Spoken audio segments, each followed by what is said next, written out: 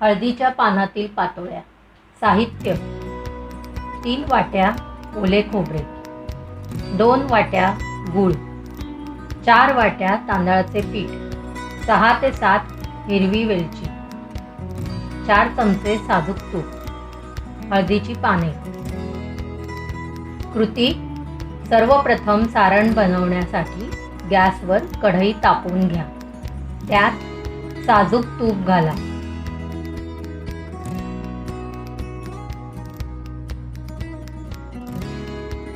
तूप गरम झाल्यावर गूळ घाला.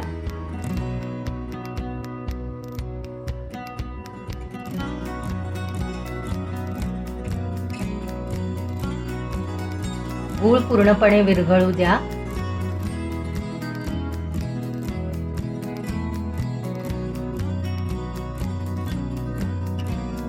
गूळ पूर्णपणे विरघळल्यावर त्यात ओले खोबरे घालावे.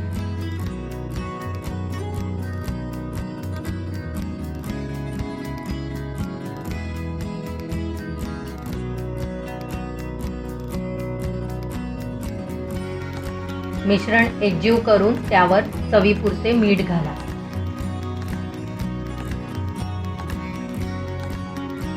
खोबरे शिजल्यावर गॅस बंद करा व त्यात हिरव्या वेलचीची पूड घाला. पातोळ्या बनवण्यासाठी एका भांड्यात तांदळाचे पीठ घ्या व त्यात चवीपुरते मीठ घाला. थोडे पाणी घालून पीठ मळून घ्या.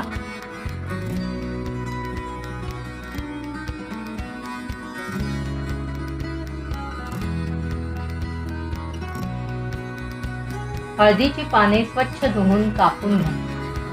हळदीच्या पानावर तांदळाच्या पिठाचा एक छोटा गोळा घेऊन त्याला गरजेपुरते पाणी लावून पानावर थापून घ्या.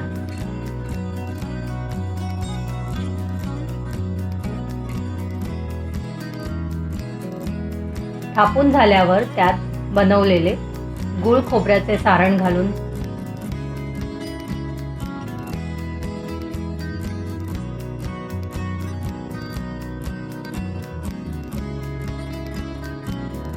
पान सगळीकडून बंद करून घ्या.